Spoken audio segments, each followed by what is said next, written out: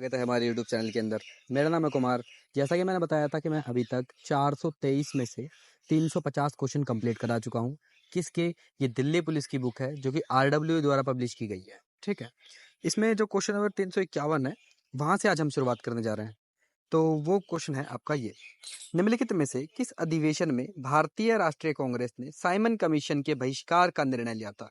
तो Simon commission के बहिष्कार का निर्णय आपका कौन सा लिया था? पूना अधिवेशन में लिया था? जी नहीं, पूना अधिवेशन में नहीं लिया था इसे।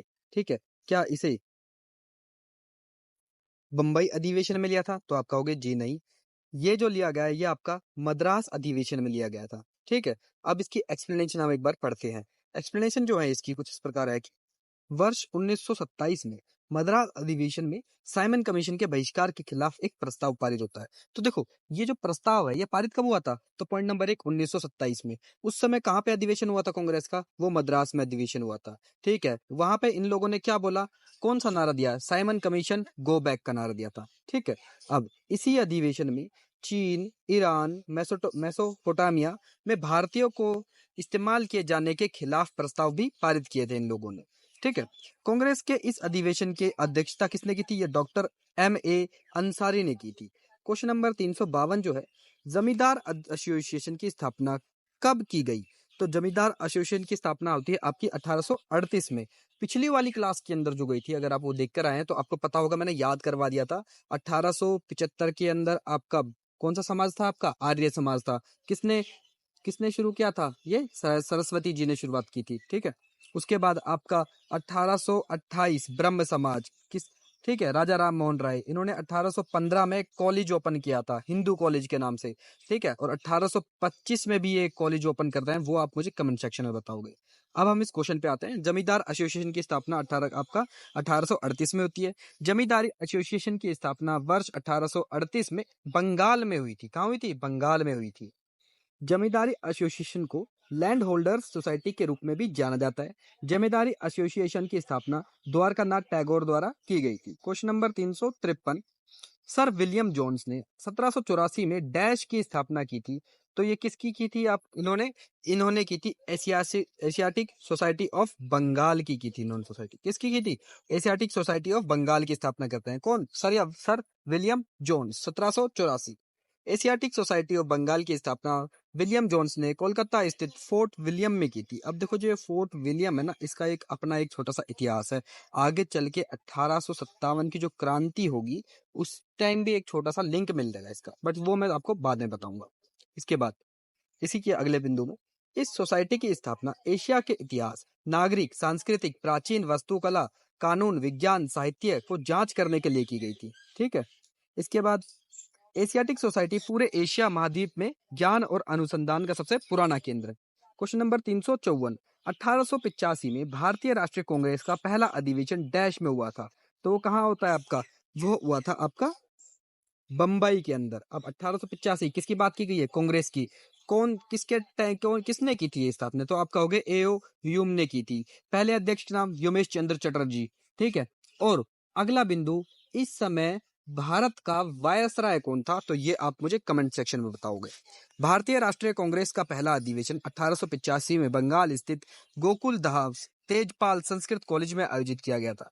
इस अधिवेशन में कुल कितने प्रतिनिधि थे? तो 72 प्रतिनिधि थे इस अधिवेशन के अंदर। भारतीय राष्ट्रीय कांग्रेस के पहले अधिवेशन की अध्यक्षता व्योमेश चंद्र बनर्जी, जिसे WC बनर्जी भी कहा जाता है। ठीक है, A.O. ह्यूम भारतीय सिविल सेवा के सेवानिवृत्त ब्रिटिश अधिकारी थे। इन्होंने 1884 में भारतीय राष्ट्रीय संघ की स्थापना की, जो भारतीय राष्ट्रीय कांग्रेस के अग्रदूत थी। यानी कि 1884 में इन्होंने एक ग्रुप बनाया जिसका नाम था भारतीय राष्ट्रीय संघ। अगले साल यही संघ क्या बन जाता है? भारतीय राष्ट्रीय कांग्रेस बन जाती है। तो इसलिए इसको अग्रदूत कहा गया है। ठीक है, क्वेश्चन नंबर 355, 1904 में विनायक दामोदर सावरकर ने निम्नलिखित में से किस संगठन की स्थापना की थी? तो वो किसकी थी?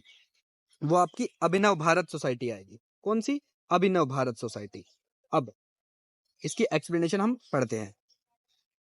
VD सावरकर द्वारा 1899 में स्थापित मित्र मेला ही वर्ष 1904 में गुप्त सभा अभिनव भारत सोसाइटी में परिवर्तित हो गया।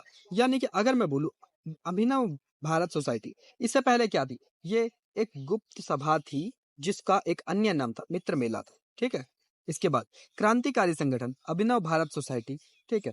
वीडी सावरकर द्वारा महाराष्ट्र, जहां पे एक जगह है नासिक में संगठित किया गया था। इसके बाद सावरकर जी ने the history of war of Indian independence नामक एक पुस्तक लिखी है। ये इंपॉर्टेंट है। क्यों? क्योंकि बहुत बार एसएससी या डिफरेंट टाइप के वन लाइनर एग्जाम्स के अंदर ये पूछा जाता है कि the history of the war of Indian independence ये किसकी किताब है? तो ये किसकी किताब है? ये आपके वीडी सावरकर जी की किताब है। ठीक है। जिन्होंने 1857 में सिपाही विद्रोह में इस्तेमाल किए गए गुरिल्ला युद्ध के बारे में लिखा था। इन्हें हिंदुत्व हूँ इस हिंदू पुस्तक भी लिखी है। हिंदुत्व हु इज हिंदू नामक की पुस्तक भी लिखी है। वहीं क्वेश्चन नंबर 356 में कि poverty and un British rule in India शीर्षक पुस्तक किसने लिखी है? तो ये आपके लिखी है किसने? ये है आपके दादाजी नरोजी ने। ठीक है। ये नरोजी जी ने लिखी। यह किताब 1901 में प्रकाशित हुई थी। इस किताब में दादाभाई नौरोजी ने ब्रिटिश शासन तथा भारत के बीच संबंधों को खास तौर पर उजागर किया। इन्होंने इस किताब में बताया कि ब्रिटिश आर्थिक नीतियों ने किस प्रकार भारत से धन निष्कासन किया।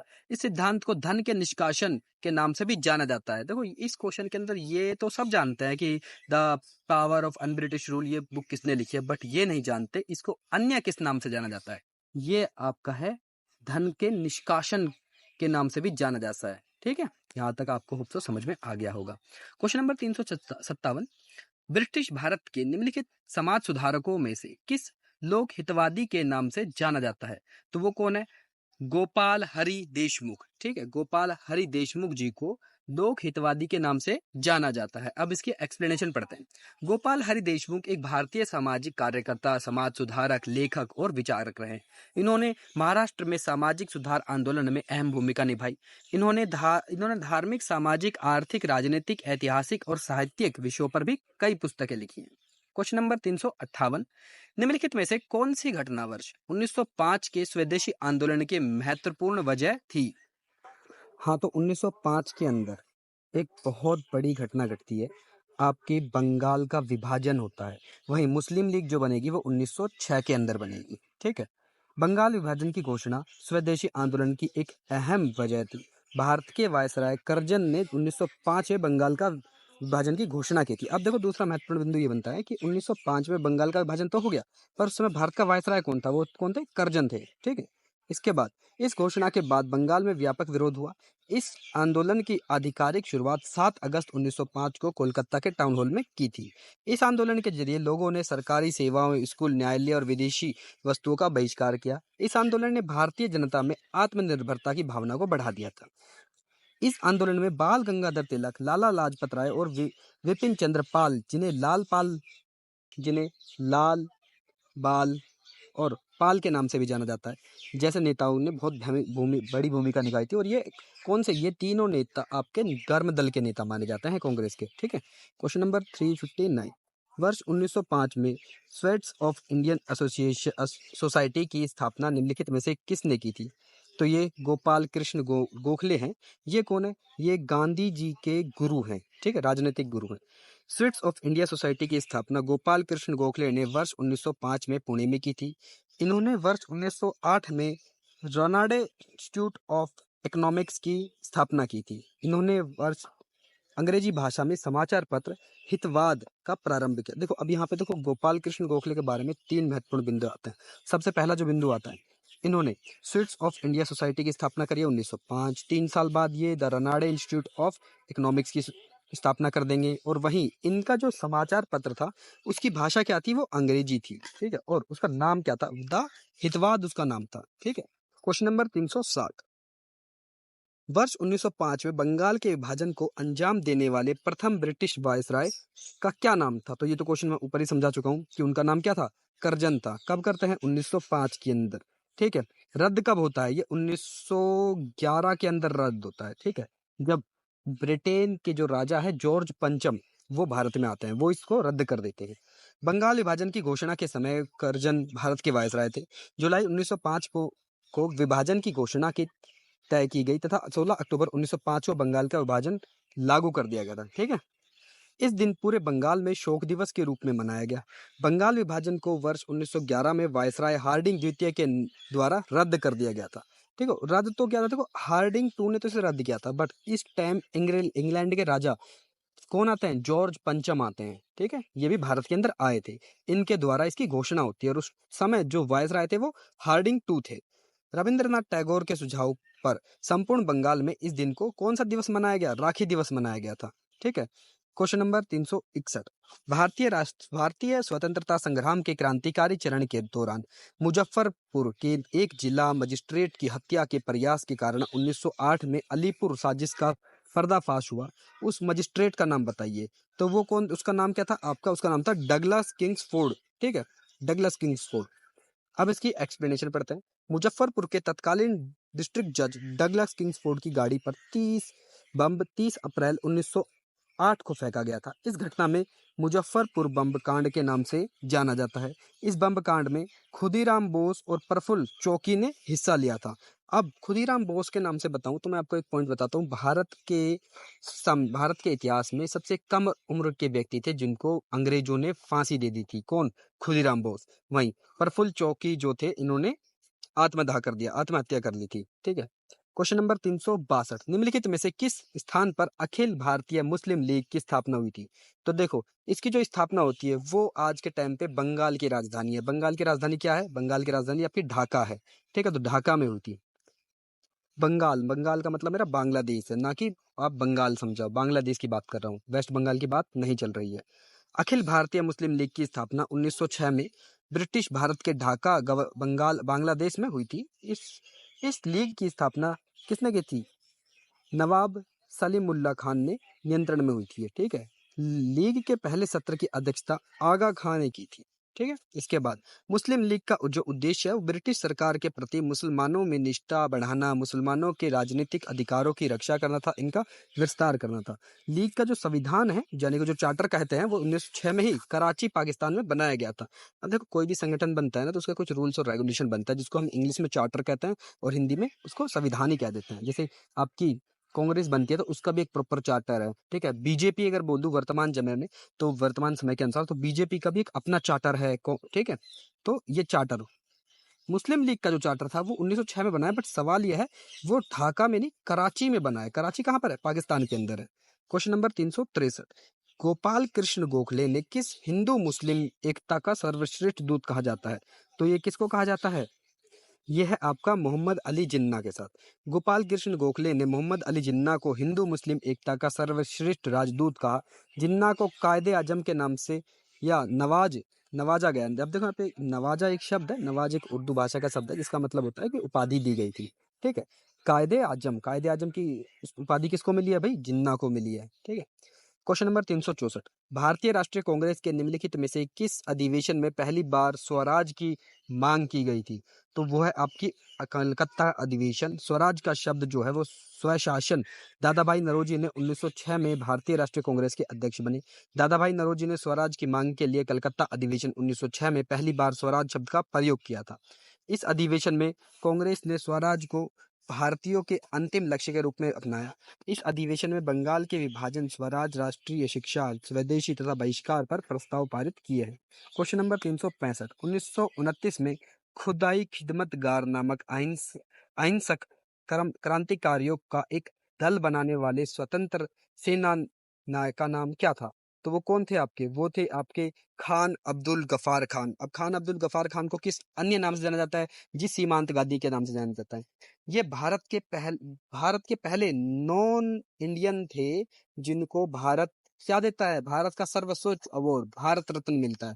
दूसरे नॉन इंडियन कौन से हैं, उनका नाम है आपका अफ्रीका से रिलेटेड है। अब देखो, अफ्रीका से रिलेटेड कौन है, नेल्सन मंडेला जी को मिलता है। खान अब्दुल गफार खान को सीमांत गांधी के नाम से भी जाना जाता है। खान अब्दुल गफार खान एक पश्तून स्वतंत्रता सेनानी थे। इन्होंने वर्ष 1929 में खुदाई खिदमतगार आंदोलन की शुरुआत की थी। इस आंदोलन को लाल कुर्ती आंदोलन भी कहा जाता था। इस आंदोलन का उद्देश्य गांधी जी के सविनय अवज्ञा आंदोलन का समर्थन करना था। खान अब्दुल गफार खान को वर्ष 1987 में भारत रत्न से सम्मानित किया और ये पहले नॉन इंडियन बने हैं जिनको भारत रत्न मिला है। भारत रत्न पाने वाले पहले गैर भारतीय थे ये, ठीक है। दूसरे कौन थे? नेल्सन मंडेला थे। क्वेश्चन नंबर 366, बंगाल विभाजन योजना कब लागू हुई थी? तो ये कब हुई थी? ये 1905 में हुई थी, और 1905 का डेट क्या है? 16 अक्टूबर है। भारत के तत्कालीन वायसराय करजन ने 19 जुलाई 1905 को बंगाल विभाजन की घोषणा की थी। इस विभाजन के जरिए बंगाल को दो हिस्सों में बांट दिया गया। बंगाल विभाजन को इतिहास में बंग भंग के नाम से भी जाना जाता है, ठीक है। बंगाल विभाजन के बाद पूरे बंगाल में राष्ट्रीय शोक का दिन घोषित कर दिया गया था। विभाजन के बाद देश में व्यापक राजनीतिक और अशांति फैल गई। बढ़ते विरोध के कारण 1911 में हार्डिंग टू ने बंगाल विभाजन रद्द कर दिया। क्वेश्चन नंबर 367, निम्नलिखित में से कौन सी घटना 1905 के स्वदेशी आंदोलन की महत्वपूर्ण वजह बनी? तो देखो वही क्वेश्चन बार बार रिपीट हो रहा है। क्या हुआ था? बंगाल विभाजन हुआ था। मुस्लिम लीग 1906 में बनती है, ठीक है। सलीमुल्लाह इनके अध्यक्ष होते हैं, आगा खां पहले इनके वो बनते हैं, हेड बन जाते हैं, ठीक है। इस आंदोलन का उद्देश्य इस आंदोलन का उद्देश्य भारत को आत्मनिर्भर बनाना, राष्ट्रवाद की भावना को मजबूत करना था। इस आंदोलन में लोगों ने स्वदेशी वस्तुओं का बहिष्कार किया और खादी जैसी स्वदेशी उत्पादों को अपनाया। क्वेश्चन नंबर 368, किस सत्र में कांग्रेस पार्टी का विभाजन हुआ था? तो बंगाल विभाजन के बाद ही ठीक 2 साल बाद कांग्रेस दो पार्ट में बढ़ जाती है, एक नरम दल, एक गरम दल के अंदर। गरम दल के बड़े बड़े 3 नेता कौन? लाल, बाल और पाल, ठीक है। लाला लाजपत राय, ठीक है। और अब आगे देखते हैं, लाल बाल पाल के बारे में आप एक बार गूगल कर लेना, ठीक है। तो क्लास लंबी हो जाएगी, मैं सबके बारे में बताऊंगा। तो वर्ष 1907 में सूरत अधिवेशन में भारतीय राष्ट्रीय कांग्रेस के दो समूह, चरमपंथियों और नरमपंथियों में विभाजन हो गई। सूरत सत्र की अध्यक्षता राम बिहारी बोस ने की थी। किसने? राम बिहारी बोस ने की थी। 1885 से 1905 तक ए के वर्ष को नरमपंथियों की अवधि के रूप में जाना जाता है, क्योंकि वह भारतीय राष्ट्रीय कांग्रेस पर हावी थे। चरमपंथी जिसे गरम दल का नेतृत्व बाल गंगाधर तिलक यानी बाल, ठीक है। फिर इसके बाद लाला लाजपत राय यानी लाल, और देन लास्ट में अरविंद और श्री अरविंदो कर रहे थे। बट यहाँ पे एक मिसिंग है, आपके लाल बाल और पाल मिसिंग है। जिसका पीछे पाल लग रहा होगा वो इसके पार्ट बन जाएंगे, ठीक है। हाँ, तो क्वेश्चन नंबर 369 जो है, बंगाल का विभाजन किस वर्ष में रद्द हुआ था? देखो ये वही क्वेश्चन रिपीट हुआ है, ठीक है। 1911 में। लागू कब हुआ था? 1905 के अंदर। कौन से वायसराय थे? करजन थे, ठीक है। किस वायसराय के अंत हुआ? तो वो हार्डिंग टू थे। कौन? हार्डिंग टू थे आपके। अब इसके बाद बंगाल का विभाजन 1905 में तत्कालीन वायसराय करजन ने किया था। बड़े पैमाने पर राजनीतिक विरोध के कारण वर्ष 1911 में जॉर्ज पंचम ने बंगाल विभाजन को रद्द कर दिया। देखो यहाँ पर अगर मैं बताऊं तो वही बात होगी। इंग्लैंड के राजा का नाम जॉर्ज पंचम इन्होंने ऑर्डर पास किए थे। उस समय वायसराय कौन थे? हार्डिंग टू थे, ठीक है। तो ये तीनों चीजें याद रखिए। बंगाल विभाजन के बाद पूर्वी बंगाल और असम का एक प्रांत बन गए थे। विभाजन के बाद पश्चिमी बंगाल, उड़ीसा और बिहार का एक प्रांत बन गए। क्वेश्चन नंबर 370, जलियांवाला बाग नरसंहार किस शहर में हुआ था? तो ये अमृतसर में हुआ था। कहाँ पे? अमृतसर, जो वर्तमान पंजाब के अंदर है, ठीक है। जलियांवाला बाग हत्याकांड पंजाब के अमृतसर शहर में हुआ। यह हत्याकांड 13 अप्रैल 1919 को बैसाखी के दिन हुआ। इस हत्याकांड में brigadier general Reynold Edward Dyer, जिसे ओ डायर के नाम से भी जाना जाता है, अंग्रेजी फौज के नेतृत्व में किया था। निहत्थी जनता पर गोलियां चलाने का आदेश दिया था, ठीक है। किसने? ये डायर थे। अब मैं यहाँ से अगर लिंक करूँ तो इनका जो बदला था वो किसने लिया था? वो उधम सिंह ने लिया था। उधम सिंह, इसके ऊपर एक मूवी भी आई है, जिन्होंने इंग्लैंड में जाके डायर को गोली मारी थी छाती पे, ठीक है।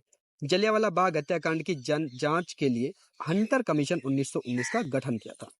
क्वेश्चन नंबर 371, खेड़ा सत्याग्रह कहाँ हुआ था? तो खेड़ा आपका गुजरात के अंदर होता है। कहाँ पर? गुजरात के अंदर। वहीं चंपारण बिहार के अंदर होता है। खेड़ा सत्याग्रह 1918 में गुजरात में हुआ था। खेड़ा आंदोलन का प्रमुख कारण अंग्रेजों की कर वसूली के विरोध भारतीय किसानों का प्रदर्शन था। 1918 में भारत में अत्यधिक सूखा पड़ने के कारण किसानों की फसल बर्बाद हो गई। फसल बर्बाद होने के फलस्वरूप भारतीय किसान अंग्रेजों को लगान यानी टैक्स देने में असमर्थ हो गए। इस प्रकरण के खिलाफ महात्मा गांधी जी ने किसानों के साथ मिलकर खेड़ा सत्याग्रह आरंभ किया था। क्वेश्चन नंबर 372, कौन से भारतीय नेता को लोकप्रिय रूप से पंजाब केसरी के रूप में जाना जाता है? तो इन्हें उपाधि मिली पड़ी थी क्या? पंजाब केसरी। वो कौन थे? आपके लाला लाजपत राय थे, ठीक है। भारतीय नेता लाला लाजपत राय को लोकप्रिय रूप से पंजाब केसरी के रूप में जाना जाता है। मौलाना अबुल कलाम आजाद भारतीय राष्ट्रीय कांग्रेस के सबसे युवा अध्यक्ष बने थे। कौन? अबुल कलाम आजाद। रविंद्रनाथ टैगोर प्रथम एशियाई भारतीय व्यक्ति जिन्हें नोबेल पुरस्कार की प्राप्ति हुई। अब देखो, इनको जो नोबेल पुरस्कार मिलता है ना, वो साहित्य के अंदर मिलता है। किसको? रविंद्रनाथ टैगोर जी को। इनकी किताब का नाम था क्या? इनके साहित्य का नाम था आपके गीतांजलि, जो 1913 में इनको मिलेगा। ठीक है, ये एशिया का पहला नोबेल है इन्होंने जो जीता है। ठीक है, अगला बिंदु, सरदार वल्लभ भाई पटेल की सबसे ऊंची प्रतिमा गुजरात राज्य के केवड़िया नामक स्थान पर, जिन्हें स्टैच्यू ऑफ यूनिटी के नाम से जाना जाता है, और उसकी ऊंचाई क्या? 182 फीट है।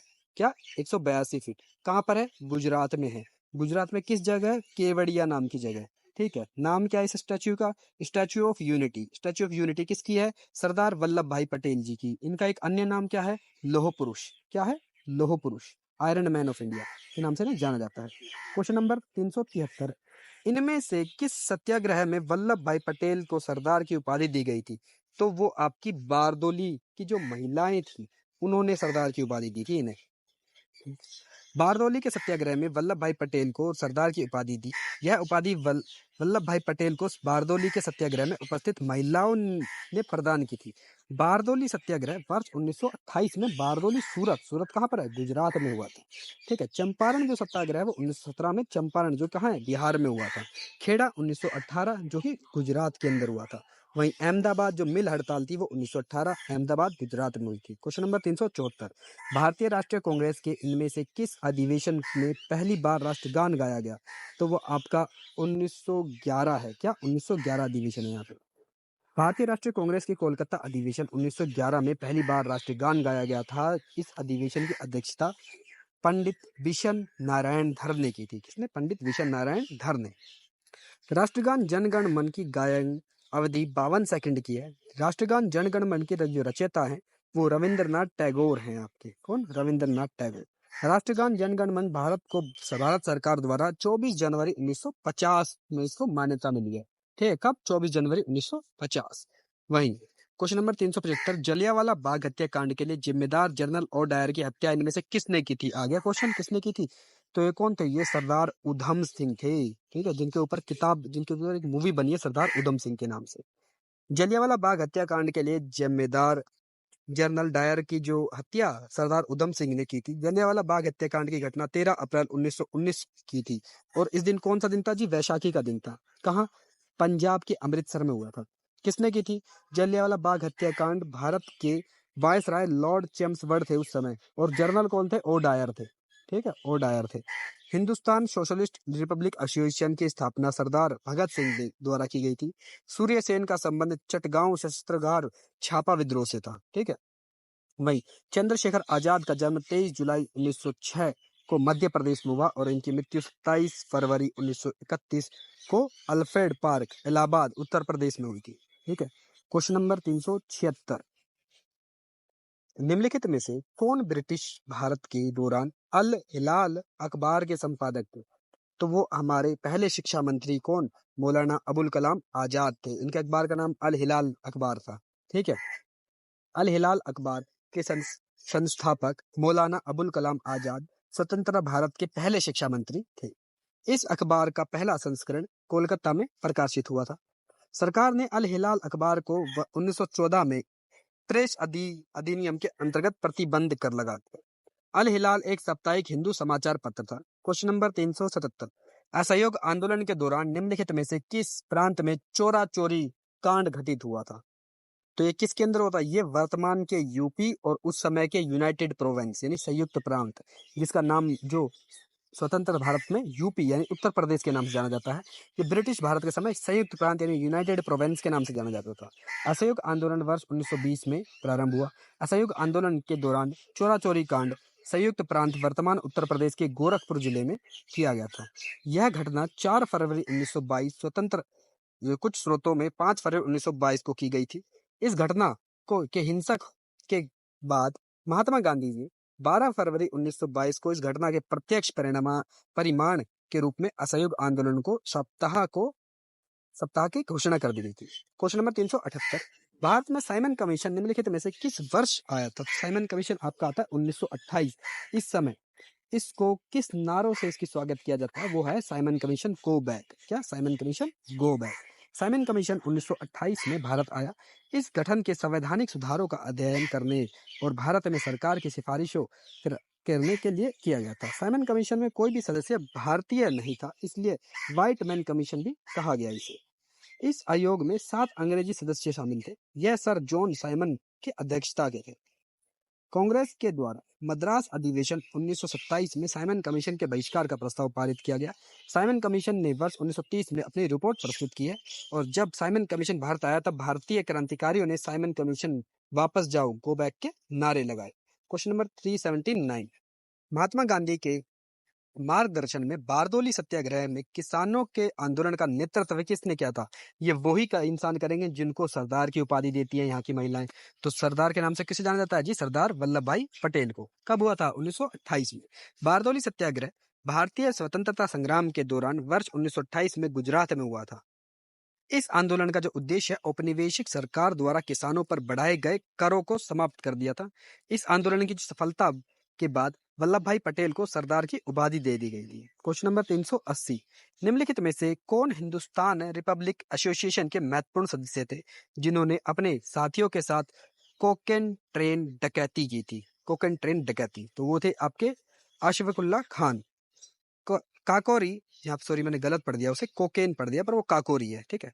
काकोरी ट्रेन डकैती काकोरी के पास लखनऊ 9 अगस्त 1925 को हिंदुस्तान रिपब्लिक एसोसिएशन द्वारा की थी। इस योजना को चंद्रशेखर आजाद, ये महत्वपूर्ण है, कौन थे? अपने चंद्रशेखर आजाद जी थे और राम प्रसाद बिस्मिल थे, अशफाकुल्ला खान थे और राजेंद्र लाहेड़ी तथा मनमनाथा गुप्ता अंजाम दिया था। हिंदुस्तान रिपब्लिक एसोसिएशन भारत के एक क्रांतिकारी संगठन था जिसकी स्थापना 1924 में हुई थी। उत्तर प्रदेश सरकार ने काकोरी ट्रेन डकैती का नाम बदलकर काकोरी एक्शन प्लान रख दिया, ठीक है, एक्शन या एक्शन प्लान। इस घटना में भारतीय क्रांतिकारियों ने ट्रेन से अंग्रेजी सरकार का खजाना और हथियार लूट लिए। क्वेश्चन नंबर 381, निम्नलिखित में से किस वर्ष में भारतीय राष्ट्रीय कांग्रेस के लाहौर अधिवेशन में जवाहरलाल नेहरू का अध्यक्ष के रूप में चयन किया गया है? तो किसके बाद किया जी? 1929 में किया गया था। वर्ष 1929 में भारतीय राष्ट्रीय कांग्रेस का वार्षिक अधिवेशन पंजाब प्रांत की राजधानी लाहौर में हुआ। इस अधिवेशन में कांग्रेस के पूर्ण स्वराज का घोषणा पत्र पर क्या तैयार कर लिए थे? जवाहरलाल नेहरू की अध्यक्षता में 1929 में लाहौर की रवि नदी के तट पर कांग्रेस का वार्षिक अधिवेशन आयोजित किया। क्वेश्चन नंबर 382, क्वेश्चन नंबर 382 जो है वो कुछ इस प्रकार है कि निम्नलिखित में से किसे सीमांत गांधी के नाम से जाना जाता है? तो ये वही व्यक्ति हैं जो जिनको 1987 में भारत रत्न मिलेगा और ये पहले नॉन इंडियन थे जिनको भारत रत्न मिला था, ठीक है। तो ये कौन है? आपके खान अब्दुल गफार खान है जो एक पश्तून थे, ठीक है। खान अब्दुल गफार खान को सरहिंद गांधी, बच्चा खान, बादशाह खान के नाम से भी जाना जाता है और सीमांत गांधी तो क्वेश्चन में ही पढ़ लिया था। यह महात्मा गांधी के बहुत बड़े अनुयायी थे। इन्होंने खुदाई खिदमतगार नामक एक संगठन का गठन किया। इन्होंने उत्तर पश्चिमी सीमा प्रांत में लाल कुर्ती आंदोलन चलाया। इन्होंने पठान को गांधीवादी मूल्यों, अहिंसा और गैर अधिपत्य को अपनाने के लिए प्रेरित किया। क्वेश्चन नंबर 383, सुभाष चंद्र बोस ने 1938 में डैश में हुए अधिवेशन का अध्यक्ष चुना गया। तो वो कहाँ हुआ था जी? वो आपके हरिपुरा अधिवेशन था। कौन सा अधिवेशन? हरिपुरा अधिवेशन। कांग्रेस के हरिपुरा अधिवेशन गुजरात में सुभाष चंद्र बोस ने निर्विरोध यानी फुल 100% वोट मिले के निर्वाचित हुए। सुभाष चंद्र बोस ने 1939 में त्रिपुरी मध्य प्रदेश अधिवेशन में पट्टाभी सितारामैया जी को हराकर अध्यक्ष पद के लिए निर्वाचित हुए, परंतु महात्मा गांधी से मतभेद के कारण उन्होंने त्याग पत्र दे दिया, जिसके बाद डॉक्टर राजेंद्र प्रसाद कांग्रेस के अध्यक्ष बन गए थे। क्वेश्चन नंबर 384, 1930 में मुस्लिम लीग के अध्यक्ष निम्नलिखित में से कौन थे? तो वो कौन है? आपके मोहम्मद इकबाल, जिन्होंने क्या लिखा है? वंदे मातरम। एक सेकंड, वंदे मातरम नहीं लिखा, मैं कंफर्म नहीं हूँ, शायद वंदे मातरम ही है, ठीक है, जो मोहम्मद इकबाल द्वारा गाया गया था। क्वेश्चन 1930 में इलाहाबाद अधिवेशन में मोहम्मद इकबाल को मुस्लिम लीग का अध्यक्ष चुना गया। दिसंबर 1930 को अपने अध्यक्षीय भाषण के इकबाल ने उत्तर पश्चिम भारत में मुस्लिम बहुल प्रांतों के लिए एक स्वतंत्र राज्य की दृष्टि से रेखांकित किया। सारे जहां से अच्छा, ये था देखो, सारे जहां से अच्छा मोहम्मद इकबाल के लिए एक प्रसिद्ध रचना है। वहीं वंदे मातरम जो है वो बंकिम चंद्र चटर्जी की है, जो आनंद मठ से उठाई गई है। ठीक है, अब ये चीज क्लियर हो गई। निम्नलिखित में से किस वर्ष में मोहनदास के महात्मा गांधी को लॉर्ड इरविन के बीच गांधी इरविन समझौता होता है? तो गांधी इरविन समझौता का कब होता है? 1931 में होता है। गांधी इरविन समझौता 5 मार्च 1931 को हुआ। यह समझौता महात्मा गांधी और भारत के तत्कालीन वायसराय इरविन के बीच हुआ था। इनमें गांधी जी ने इरविन के समक्ष 11 सूत्री मांगों का प्रस्ताव रखा। क्वेश्चन नंबर 386, निम्नलिखित में से किसने स्वराज पार्टी का गठन किया? तो वो आपके जवाहरलाल नेहरू के पिताजी कौन, मोतीलाल नेहरू ने किया था। ठीक है, स्वराज पार्टी का गठन चित्तरंजन दास और मोतीलाल नेहरू ने किया था। CR दास स्वराज पार्टी के अध्यक्ष था, मोतीलाल नेहरू इसके सचिव बने थे। क्वेश्चन नंबर 387, खिलाफत आंदोलन का नेतृत्व डैश द्वारा किया गया था? तो किसके द्वारा किया था? वो मोहम्मद अली और शौकत अली द्वारा किया था, यानी अली बंधुओं द्वारा। खिलाफत आंदोलन प्रारंभ करने का श्रेय मुख्यतः अली बंधुओं को दिया जाता है। यह आंदोलन ब्रिटिश राज्य के दौरान भारत के मुस्लिम समुदाय के बीच एकीकरण के लिए शुरू हुआ था। इस आंदोलन का मुख्य उद्देश्य तुर्क खलीफा को पुनर्जीवित करना था। 1919 में अली बंधुओं मोहम्मद अली और शौकत अली, मौलाना आजाद, हजरत मोहनी तथा हकीम अजमल खान के नेतृत्व में खिलाफत कमेटी का नेतृत्व हुआ। वर्ष 1919 में दिल्ली में खिलाफत कमेटी का अखिल भारतीय सम्मेलन आयोजित किया गया, जिसकी अध्यक्षता महात्मा गांधी ने की थी। क्वेश्चन नंबर 388, 1928 में साइमन कमीशन के भारत आने पर निम्नलिखित में से किस नारे के साथ इसका स्वागत किया था? तो वो क्या आपका Simon commission back, go back, यानी साइमन कमीशन वापस जाओ, ये नारा हुआ था। ठीक है, अब इसकी एक्सप्लेनेशन पढ़ते हैं। साइमन कमीशन 3 फरवरी 1928 में भारत आया। साइमन कमीशन के आने पर लोगों ने उसे काले झंडे दिखाए और साइमन कमीशन वापस जाओ के नारे लगाए। इनके सभी सदस्य अंग्रेजी होने के कारण कांग्रेस ने श्वेत कमीशन, व्हाइट कमीशन कहकर इसका विरोध किया था। पंजाब में साइमन कमीशन का विरोध लाला लाजपत राय ने किया। साइमन कमीशन का विरोध करते हुए लाला लाजपत राय गंभीर रूप से घायल हो गए और इसके बाद उनकी मृत्यु हो गई थी। लाला लाजपत राय की मृत्यु पर मोतीलाल नेहरू ने इसे प्रिंस अमंग पीस मेकर कहा गया। ठीक है, और साइमन कमीशन ने अपनी रिपोर्ट कब सौंपी थी? वो 1930 में सौंप दी थी अपनी। ठीक है, क्वेश्चन नंबर 389, महात्मा गांधी और उनके स्वयं सेवकों के दल द्वारा निम्नलिखित में कितने दिनों तक दांडी मार्च पद यात्रा की गई थी? तो वो 24 दिनों तक की गई थी। कितने दिन? 24। शुरुआत में कितने अनुयायी थे? तो वो आपके आई थिंक 72 थे। दांडी मार्च उन 24 दिनों तक चला। यह यात्रा 12 मार्च 1930 को साबरमती आश्रम से शुरू हुई और 6 अप्रैल 1930 को दांडी में खत्म हुई थी। इस यात्रा में महात्मा गांधी और उनके 78 अनुयायियों ने लगभग 240 मील यानी 241 या कुछ मानकों में 241 मील की पैदल यात्रा तय की थी। इस यात्रा का नमक मार्च या दांडी सत्याग्रह के नाम से जाना जाता है। यह यात्रा ब्रिटिश नामक इतिहासकार और ब्रिटिश नमक एकाधिकार और नमक पर टैक्स लगाने के खिलाफ अहिंसक विरोध के तौर पर आयोजित की गई थी। तो कितने अनुयायी थे? तो 78 अनुयायी थे। ठीक है, और इसके बाद कितना दूरी तय की थी? वो 240 मील दूरी तय करती है। ठीक है, ये कब स्टार्ट होता है? ये होता है आपकी 12 मार्च 1930 को। 24 दिनों तक चलता है ये। क्वेश्चन नंबर 390, किस दमनकारी कानून के खिलाफ महात्मा गांधी ने 1919 में एक आंदोलन चलाया था, जिसे उन्हें सही मायने में राष्ट्रीय नेता बना दिया था? तो कौन सा आंदोलन था? वो आपका रोल्ट एक्ट था। रोल्ट एक्ट के खिलाफ विरोध के दौरान जलियांवाला बाग हत्याकांड के बाद गांधी जी एक सच्चे राष्ट्रीय नेता बन गए थे। मार्च 1919 में ब्रिटिश सरकार ने रोल्ट एक्ट पारित किया। सर सिडनी रोल्ट इसके अध्यक्ष थे। इस एक्ट के तहत सरकार को बिना किसी मुकदमे के आरोपियों को जेल भेजने का अधिकार मिल गया था। रोल्ट एक्ट को काला कानून भी कहा जाता है। रोल्ट एक्ट के विरोध में गांधी जी ने नागरिकों के से देशव्यापी हड़ताल का आह्वान किया। गांधी जी के कुछ आंदोलन, सबसे पहला जो आंदोलन था वो बिहार में होता है, चंपारण 1917। फिर खेड़ा मजदूर आंदोलन 1918, अहमदाबाद मिल मजदूर आंदोलन 1918, देन असहयोग 1920 में होता है और सविनय अवज्ञा 1930 और भारत छोड़ो 1942 में। क्वेश्चन नंबर 391, महात्मा गांधी ने 1930 में दांडी दांडी मार्च यानी दांडी यात्रा शुरू की थी। तो वो कहाँ से की थी? वो साबरमती आश्रम। महात्मा गांधी ने दांडी मार्च की जो शुरुआत है गुजरात के अहमदाबाद के पास स्थित साबरमती आश्रम से की। 12 मार्च 1930 को 78 अनुयायियों के साथ यह शुरू किया था। 6 अप्रैल 1930 को गांधी जी दांडी पहुंचे और वहां समुद्र जल से नमक बनाकर नमक कानून तोड़ा। इस आंदोलन में लोगों ने गांधी जी का भरपूर साथ दिया और यह आंदोलन पूरी तरह अहिंसक रहा। इस यात्रा के दौरान सरोजिनी नायडू भी गांधी जी के साथ रही थी। क्वेश्चन नंबर 392, कांग्रेस ने 1929 में किस स्थान पर अपने अधिवेशन में पूर्ण स्वराज के प्रस्ताव की घोषणा की थी? तो वो आपके लाहौर में की थी। कहाँ पे? लाहौर में की थी। वर्ष 1929 में लाहौर अधिवेशन की अध्यक्षता जवाहरलाल नेहरू ने की थी। इस अधिवेशन में ही स्वराज यानी पूर्ण स्वराज का प्रस्ताव पारित हुआ था। इस अधिवेशन में 26 जनवरी 1930 को प्रथम स्वतंत्रता दिवस के रूप में मनाया जाने वाला। ठीक है।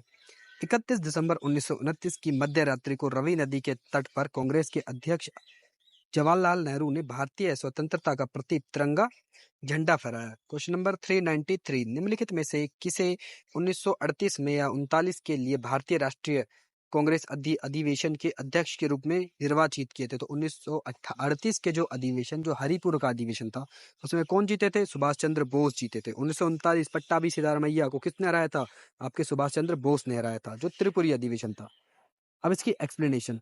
सुभाष चंद्र बोस को हरिपुरा अधिवेशन 1938 और त्रिपुरी अधिवेशन 1939 में भारतीय राष्ट्रीय कांग्रेस के अध्यक्ष के रूप में चुना गया था। 1939 में त्रिपुरी संकट के बाद कांग्रेस की अध्यक्षता से त्याग पत्र पश्चात सुभाष चंद्र बोस ने फॉरवर्ड ब्लॉक की स्थापना करी। किसकी? फॉरवर्ड ब्लॉक की स्थापना करी है। सुभाष चंद्र बोस के प्रसिद्ध नारे दिल्ली चलो और जय हिंद थे। ठीक है। द इंडियन स्ट्रगल, इनकी सुभाष चंद्र बोस की एक आत्मकथा है। क्या? Indian struggle. Question number 394, Gandhi Irwin समझौते के परिणाम स्वरूप गांधी जी ने डैश में भाग ले लिया था। तो किसमें लिया था? दूसरे गोलमेज सम्मेलन में भाग नहीं लिया था। किसने? गांधी जी ने। गांधी समझौता, सॉरी, पहले में इन्होंने भाग नहीं लिया था, पर दूसरे में इन्होंने भाग लिया था। कौन से समझौते के बाद? गांधी इरविन समझौते के बाद। गांधी इरविन समझौता 5 मार्च 1931 को हुआ था। यह समझौता महात्मा गांधी और भारत के तत्कालीन वायसराय इरविन के मध्य हुआ था। इसे दिल्ली समझौता के नाम से भी जाना जाता है। यह समझौता भारतीय राष्ट्रीय कांग्रेस और ब्रिटिश सरकार के बीच चल रहे संघर्ष को विराम लगाता था। इस समझौते के बाद सविनय अवज्ञा आंदोलन के स्थगित कर दिया गया। यह समझौता लंदन में दूसरे गोलमेज सम्मेलन से पहले ही हुआ था। इस समझौते के बाद महात्मा गांधी दूसरे गोलमेज सम्मेलन 1931 में भाग लेने के लिए तैयार हुए थे।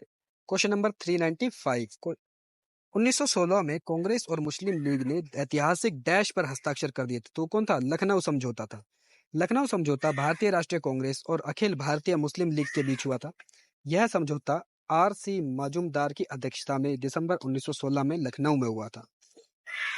कांग्रेस ने 29 दिसंबर 1916 में और मुस्लिम लीग ने 31 दिसंबर 1916 को इस समझौते को अपना लिया था। ठीक है। इस समझौते में दोनों दलों ने प्रांतीय विधानसभाओं में धार्मिक अल्पसंख्यकों को प्रतिनिधित्व देने की सहमति जताई थी। इस समझौते को हिंदू मुस्लिम एकता के लिए आशा की किरण माना गया था। कौन से समझौते को? आपके ये आपका समझौता था लखनऊ समझौता, जो 1916 में होता है। अब क्वेश्चन नंबर 396, किस घटना के बाद महात्मा गांधी ने असहयोग आंदोलन वापस ले लिया था? तो वो आपकी 1922 में होती है। क्या? चोरा चोरी हत्याकांड। ठीक है। इसके बाद गांधी ने अपना असहयोग आंदोलन वापस ले लिया था। चोरा चोरी कांड 4 फरवरी 1922, कुछ स्रोतों में 5 फरवरी को उत्तर प्रदेश के गोरखपुर जिले में चोरा चोरी नामक स्थान पर हुआ था। इस घटना में किसानों की एक बड़ी भीड़ ने एक पुलिस स्टेशन में आग लगा दी थी। इस घटना के बाद गांधी जी ने भारतीय जनता से सभी प्रतिरोध को खत्म करने की अपील की और 12 फरवरी 1922 को असहयोग आंदोलन बंद कर दिया। असहयोग आंदोलन की शुरुआत अंग्रेजों के खिलाफ विरोध के लिए की गई थी। इस आंदोलन में स्वदेशी चीजों का इस्तेमाल करना और विदेशी वस्तुओं का बहिष्कार कर दिया गया था। क्वेश्चन नंबर 397, निम्नलिखित में से किस वर्ष बारदोली किसान आंदोलन हुआ था, जहां सरदार जी को किसकी उपाधि मिलती है? सरदार की उपाधि कौन देती है? वहां की महिलाएं। ये होता है 1928 के अंदर। ठीक है। बारदोली सत्याग्रह 1928 को शुरू हुआ था। यह आंदोलन गुजरात के बारदोली में किसानों द्वारा ब्रिटिश सरकार के खिलाफ टैक्स वृद्धि के खिलाफ किया गया था। इस आंदोलन का नेतृत्व सरदार वल्लभ भाई पटेल जी ने किया था। इस आंदोलन में महिलाओं ने भी अहम भूमिका निभाई और इन्होंने ही सरदार जी को सरदार की उपाधि दी थी। क्वेश्चन नंबर 398, निम्नलिखित में से कब गांधी इरविन समझौते पर हस्ताक्षर किए जिनमें सरकार ने सभी राजनीतिक कैदियों को रिहा कर दिया की व्यक्ति जताई थी, मतलब कि इन्होंने एक तरह से शर्त रखी थी। तो ये 1931 में था। गांधी इरविन समझौता 5 मार्च 1931 को महात्मा गांधी और वायसराय इरविन के बीच हुआ था। इस समझौते पर महात्मा गांधी और भारत के तत्कालीन वायसराय लॉर्ड इरविन ने हस्ताक्षर किए। यह समझौता लंदन में दूसरे गोलमेज सम्मेलन से पहले हुआ था। इसे दिल्ली पैक्ट भी कहा जाता है। इस समझौते के तहत गांधी जी ने सविनय अवज्ञा आंदोलन को स्थगित करने का आश्वासन दे दिया था। क्वेश्चन नंबर 399, 1913 में निम्नलिखित ब्रिटिश भारत के निम्नलिखित मुस्लिम नेताओं में से कौन अखिल भारतीय मुस्लिम लीग के शामिल हो गए थे? तो वो आपके कायरे आजम मोहम्मद अली जिन्ना, जिनको कायरे आजम के नाम से जाना जाता है।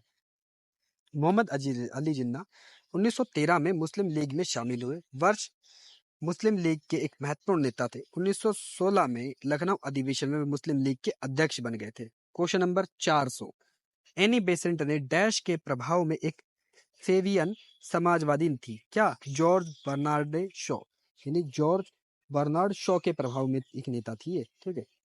एनी बेसेंट तथा जॉर्ज बर्नार्ड शॉ दोनों ही एक प्रसिद्ध व्यक्तित्व थे। एनी बेसेंट एक ब्रिटिश समाजवादी थियोसोफिस्ट, महिला अधिकारों की समर्थन, लेखक, वक्ता और भारतीय राष्ट्रवाद की प्रचारक थी। एनी बेसेंट 1917 में भारतीय राष्ट्रीय कांग्रेस की पहली महिला अध्यक्ष बनी। कौन? 1917 में बनती है ये, ठीक है। कौन? एनी बेसेंट, ठीक है। एनी बेसेंट के एंग्लो इंडियन साप्ताहिक कॉमनवेल्थ भी जॉर्ज बर्नार्ड शॉ द्वारा योगदान रहा। तो यानी इनके जो न्यूज़पेपर का नाम था वो क्या था? कॉमनवेल्थ था, ठीक है। और इनके ऊपर किसका प्रभाव ज्यादा था? वो जॉर्ज बर्नार्ड शॉ का प्रभाव ज्यादा था। किसके ऊपर? एनी बेसेंट के ऊपर। 1917 में क्या करा? 1917 में भारतीय राष्ट्रीय कांग्रेस की पहली महिला अध्यक्ष बनी है, ठीक है।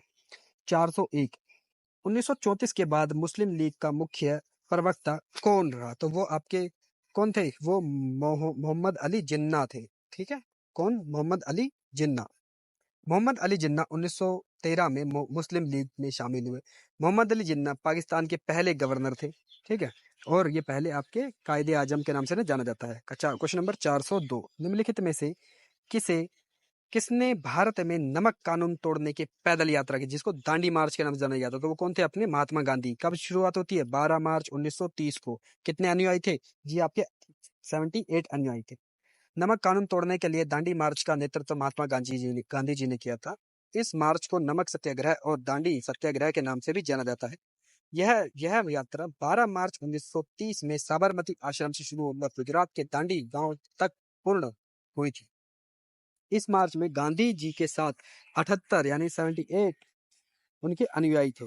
गांधी जी के गिरफ्तार होने के बाद अब्बास तैयब जी, सरोजनी नायडू ने दांडी मार्च का नेतृत्व किया। क्वेश्चन नंबर 403, इंग्लिश साप्ताहिक न्यू इंडिया किसने शुरू किया था? तो ये आपके विपिन चंद्र पाल थे, जो कि मैं बताऊं तो आपके तीसरे गरम दल के नेता थे। जो मैंने लाल बाल पाल बताया था ना, तो ये वाले पाल थे वो, ठीक है। अब अंग्रेजी साप्ताहिक न्यू इंडिया की शुरुआत विपिन चंद्र पाल ने की थी। एनी बेसेंट ने न्यू इंडिया का नाम दैनिक अखबार भी शुरू किया था। मतलब एनी बेसेंट ने न्यू इंडिया का नाम का एक दैनिक अखबार भी शुरू कर दिया था। और इनका एक और था कॉमनवेल्थ। विपिन चंद्र पाल ने भारत के लोगों में देशभक्ति की भावना फैलाने के लिए न्यू इंडिया की शुरुआत की थी। एनी बेसेंट ने कॉमनवेल्थ नामक एक साप्ताहिक अखबार प्रकाशित किया। क्वेश्चन नंबर 404, निम्नलिखित में से किसने गदर पार्टी की स्थापना की थी? तो गदर पार्टी आपकी लाला हरदयाल ने की थी, ठीक है। गदर पार्टी की स्थापना सोहन सिंह भकाना और लाला हरदयाल ने की थी। गदर पार्टी में ब्रिटिश शासन को समाप्त करने के लिए भारतीयों द्वारा आयोजित एक अंतर्राष्ट्रीय राजनीतिक आंदोलन था। इसका गठन 1913 में हुआ था। इसका मुख्यालय सैन फ्रांसिस्को में था। गदर पार्टी का आयोजन संयुक्त राज्य अमेरिका प्रवासी भारतीयों द्वारा किया गया था। गदर पार्टी का पुराना नाम क्या था? पैसिफिक कोस्ट हिंदुस्तान एसोसिएशन थी, ठीक है। इसके बाद गदर पार्टी की स्थापना कहाँ हुई थी जी? अमेरिका के अंदर हुई थी ये, भारत, ठीक है। किसने? लाला हरदयाल जी ने, ठीक है। मुख्यालय सैन फ्रांसिस्को में था। क्वेश्चन नंबर 405, 1923 में किसके द्वारा स्वराज पार्टी की स्थापना की गई थी? तो ये है आपके सी आर दास और मोतीलाल नेहरू, ठीक है। कौन? सी आर दास और मोतीलाल नेहरू थे। स्वराज पार्टी का गठन 1 जनवरी 1923 को CR दास मोतीलाल नेहरू ने किया था। 1923 में इस पार्टी का नाम कांग्रेस खिलाफत स्वराज पार्टी रखा गया। स्वराज पार्टी का गठन असहयोग आंदोलन की विफलता, भारत सरकार अधिनियम 1919 और 1923 के चुनावों जैसी कई महत्वपूर्ण घटनाओं के बाद हुआ था। क्वेश्चन नंबर 406, सर्वप्रथम किस भारतीय राष्ट्रीय आंदोलन के दौरान वंदे मातरम लोकप्रिय गीत बन गया? ठीक है, तो ये कौन सा था? यह आपका स्वदेशी आंदोलन। क्या? स्वदेशी आंदोलन। वंदे मातरम गीत स्वदेशी आंदोलन के दौरान लोकप्रिय हुआ। इस गीत का बंकिम चंद्र चट्टोपाध्याय ने किया था। स्वदेशी आंदोलन 1905 में शुरू हुआ था। इस आंदोलन में विदेशी सामानों का बहिष्कार किया गया। क्वेश्चन नंबर 407, निम्नलिखित में से कौन 1946 में ब्रिटिश सरकार द्वारा भारत में भेजे गए भारत के राज्य सचिव और कैबिनेट मिशन के सदस्य थे? तो कौन थे भाई? ये Lord Pethick Lawrence. Cabinet mission 4 मार्च 1946 को भारत पहुंचा। कैबिनेट मिशन के जो सदस्य थे कौन थे? लॉर्ड पैथिक लॉरेंस, भारत के जो रक्षा सचिव थे उस टाइम, राज्य सचिव सर स्टफर्ड क्रिप्स, व्यापार बोर्ड के अध्यक्ष, और एवी अलेक्जेंडर, प्रथम बोर्ड ऑफ क्या थे? एडमिनिस्ट्रेटिव। अब देखो, अगर मैं इसको याद करूँ तो आपके साथ PSA बोल देना। PSA की जो छोटे स्कूलों में, छोटे बच्चे को स्कूलों में मिलती है PSA की किताब, जिसकी फुल फॉर्म होती थी प्रॉब्लम सॉल्व असेसमेंट, बट यहाँ पे आप क्या बोलोगे? PC पैथिक लॉरेंस, S से स्ट्रॉफर्ड क्रिप्स और A से अलेक्जेंडर। ठीक है। 1946 में क्लेमेंट इटली यूनाइटेड किंगडम के प्रधानमंत्री ने भारत में एक कैबिनेट मिशन भेजा जिसका उद्देश्य ब्रिटिश सरकार के पास मौजूद शक्तियों को भारत सरकार को हस्तांतरित करना था। क्वेश्चन नंबर 408, जब भारत स्वतंत्र हुआ उस समय भारतीय राष्ट्रीय कांग्रेस के अध्यक्ष कौन थे? वो JB कृपलानी थे। कौन? JB कृपलानी थे आपके। ठीक है। JB कृपलानी 1947 में भारतीय राष्ट्रीय कांग्रेस के अध्यक्ष बने। JB कृपलानी के बाद वर्ष 1948 में पट्टाभी सीतारामैया कांग्रेस के अध्यक्ष बने। वर्ष भारतीय राष्ट्रीय कांग्रेस की स्थापना 28 दिसंबर 1885 में एओ ह्यूम बंबई में हुई थी। इनकी एओ ह्यूम भारतीय राष्ट्रीय कांग्रेस के संस्थापक थे। योमेश चंद्र बनर्जी भारतीय राष्ट्रीय कांग्रेस के प्रथम अध्यक्ष 1885 के थे। बदरुद्दीन तैयब जी भारतीय राष्ट्रीय कांग्रेस के पहले मुस्लिम नेता थे। ठीक है, 1887। और एनी बेसेंट पहली महिला थी। ठीक है, 1917। मैंने पहली भारतीय महिला नहीं बोला, वो दूसरी होंगी, बट मैं बोलूँ पहली महिला, वो 1917 में एनी बेसेंट बनती है। बट अगर मैं बोलूँ भारतीय महिला, तो भारतीय महिला थी आपकी सरोजनी नायडू, जो भारतीय राष्ट्रीय कांग्रेस की पहली महिला भारतीय महिला अध्यक्ष 1985 में बनती है। सॉरी, 1925 में बनती है। ठीक है। क्वेश्चन नंबर 409, मुस्लिम लीग ने डैश 1946 को सीधी कार्यवाही के रूप में घोषित किया, तो वो 16 अगस्त थी।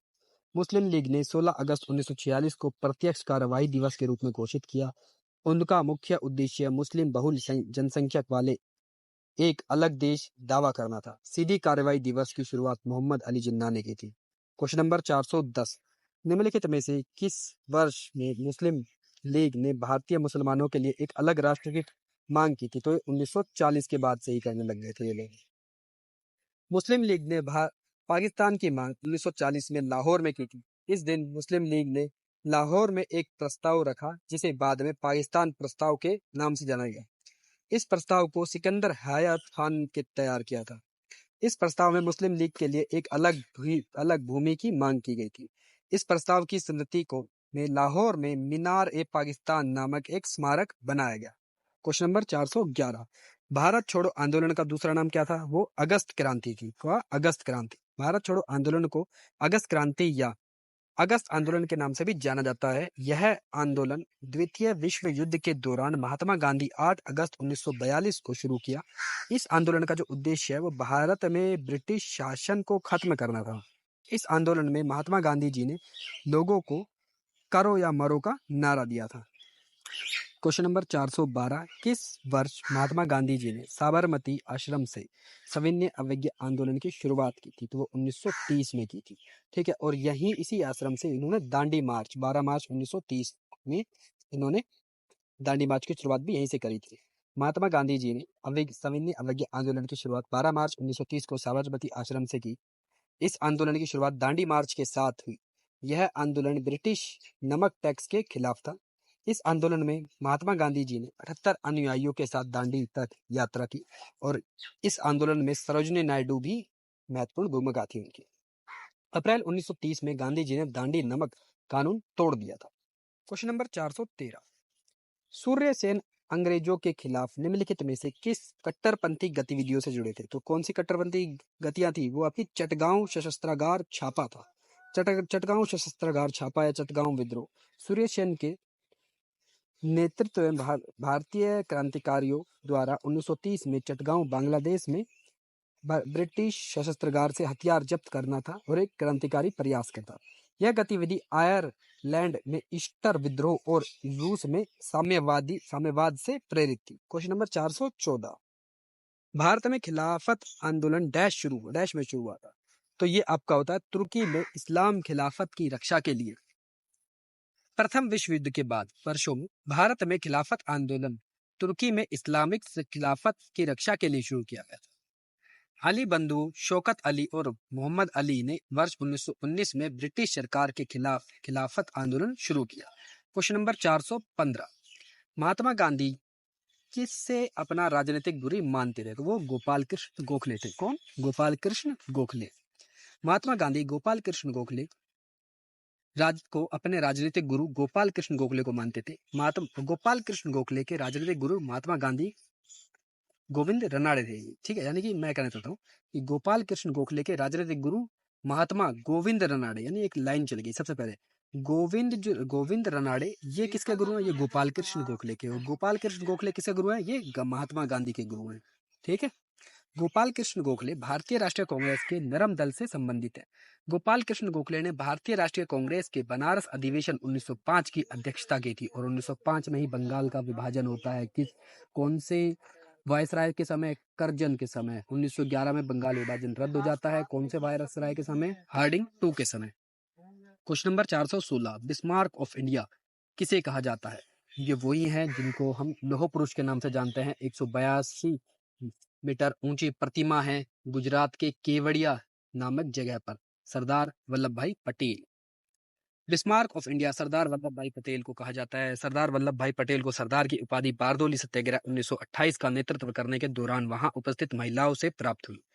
सरदार वल्लभ भाई पटेल भारत के प्रथम उप प्रधानमंत्री तथा गृह मंत्री थे। पंडित जवाहरलाल नेहरू के प्रथम प्रधानमंत्री थे। ठीक है, सरोजिनी नायडू भारत के उत्तर प्रदेश राज्य की प्रथम महिला राज्यपाल थी और इनको the night girl of India के नाम से भी जाना जाता है। क्वेश्चन नंबर 417, दिल्ली चलो आंदोलन किसका था भाई? ये आपके नेताजी सुभाष चंद्र बोस का था, जो 1938 में हरिपुरा अधिवेशन में जीतते हैं। 1939 में भी कौन सा? त्रिपुरी अधिवेशन में जीत जाते हैं। किसको हराते हैं? पट्टाभी सीताराम मैया जी को हराते हैं। बट वहां पे इनका महात्मा गांधी जी से मतभेद होने के कारण ये त्याग पत्र दे देते हैं और आपके हमारे जो पहले प्रेसिडेंट होते हैं वो 1939 की अध्यक्षता करते हैं। वो कौन थे आपके? वो राजेंद्र प्रसाद थे। दिल्ली चलो का नारा नेताजी सुभाष चंद्र बोस ने दिया था। 5 जुलाई 1943 को नेताजी सुभाष चंद्र बोस ने सिंगापुर के टाउन हॉल के समक्ष सुप्रीम कमांडर के रूप में अपनी सेना का संबोधित करते हुए दिल्ली चलो का नारा दिया। तुम मुझे खून दो, मैं तुम्हें आजादी दूंगा, तथा जय हिंद का नारा भी नेताजी सुभाष चंद्र बोस ने ही दिया। क्वेश्चन नंबर 418, इनमें से किसे सविनय अवज्ञा आंदोलन में तमिलनाडु में आयोजित किया गया था? तो ये कौन थे? सी राजगोपालाचारी थे आपके। कौन? सी राजगोपालाचारी द्वारा तमिलनाडु में सविनय अवज्ञा आंदोलन के एक आंदोलन शुरू किया। सी राजगोपालाचारी स्वतंत्र भारत के प्रथम भारतीय गवर्नर जनरल थे। ठीक है, सी राजगोपालाचारी को भारत रत्न 1954 में मिला था। सी राजगोपालाचारी भारत रत्न से सम्मानित होने वाले प्रथम 3 व्यक्तियों में से एक थे। ठीक है, 419, अखिल भारतीय किसान सभा के पहले अध्यक्ष कौन है? वह स्वामी सहजानंद सरस्वती थे। अखिल भारतीय किसान सभा के पहले अध्यक्ष स्वामी सहजानंद सरस्वती, इनकी स्थापना 1936 में हुई थी, जिसके बाद सचिव A.G. रंगा थे। 420, लेनिन द्वारा अगस्त प्रस्ताव किस वर्ष भारत लाया गया था? वो 1940 था। कौन? 1940 में था। ठीक है, लेनिन द्वारा अगस्त प्रस्ताव 1940 में लाया गया। अगस्त प्रस्ताव की घोषणा 8 अगस्त 1940 में हुई। Cripps mission 1942, cabinet mission 1946। स्वराज मेरा जन्मसिद्ध अधिकार है और मैं इसे लेकर रहूंगा। यह प्रसिद्ध कथन किसका है? तो ये बाल गंगाधर तिलक का है, जो एक गरम दल के नेता थे। स्वराज मेरा जन्मसिद्ध अधिकार है और मैं इसे लेकर रहूंगा, यह प्रसिद्ध कथन बाल गंगाधर तिलक जी का है। महात्मा गांधी ने 1942 में भारत छोड़ो आंदोलन के दौरान भारत छोड़ो का नारा दिया था। सरदार भगत सिंह ने इंकलाब जिंदाबाद का नारा दिया था। Question number 422। अरुण अशरफ अली खां को कहाँ भारतीय राष्ट्रीय कांग्रेस का ध्वज फहराने के लिए याद किया जाता है? तो यह है भारत छोड़ो आंदोलन। अरुण अशरफ अली खां को भारत छोड़ो आंदोलन के दौरान भारतीय राष्ट्रीय ध्वज फहराने के लिए याद किया जाता है। अरुण अशरफ अली खां को 1992 में पद्म विभूषण तथा 1997 में भारत रत्न से सम्मानित किया। असहयोग आंदोलन की शुरुआत 1 अगस्त 1920 को की गई थी। सविनय अवज्ञा आंदोलन की शुरुआत वर्ष 1930 को होती है और भारत छोड़ो आंदोलन की शुरुआत 1942 में। और इस टॉपिक का अंतिम क्वेश्चन 423। असहयोग आंदोलन कब शुरू किया था? ये 1920 में शुरू होता है। असहयोग आंदोलन 1920 में शुरू किया गया था। असहयोग आंदोलन की शुरुआत महात्मा गांधी ने 1 अगस्त 1920 को की गई थी। असहयोग आंदोलन के होने के दिन 1 अगस्त 1920 को ही लोकमान्य गंगाधर तिलक जी की क्या हो गई थी? मृत्यु हो गई थी। वर्ष 1928 में नेहरू रिपोर्ट आती है आपकी। और 1931 में भारतीय राष्ट्रीय कांग्रेस के कराची अधिवेशन में सरदार वल्लभ भाई पटेल ने की थी। भारतीय राष्ट्रीय कांग्रेस की मेरठ अधिवेशन की अध्यक्षता जेबी कृपलानी की थी। और यहाँ पर हमने इस किताब का पॉइंट नंबर 1 हिस्ट्री पूरा कंप्लीट कर लिया है। इसके अंदर कुल मिला के 423 क्वेश्चन थे, जो कि मैंने आपको डिफरेंट टाइप में करा दिए हैं। अब मैं आगे क्लासेस में आपको कंप्लीट कराऊंगा भूगोल, ठीक है। और आप होप सो आपको ये क्लास पसंद आई हो। आपसे लाइक करिए, शेयर करिए, सब्सक्राइब करिए। और कोई भी अगर सजेशन तो हो तो आप मुझे कमेंट सेक्शन में बता सकते हैं। Thank you.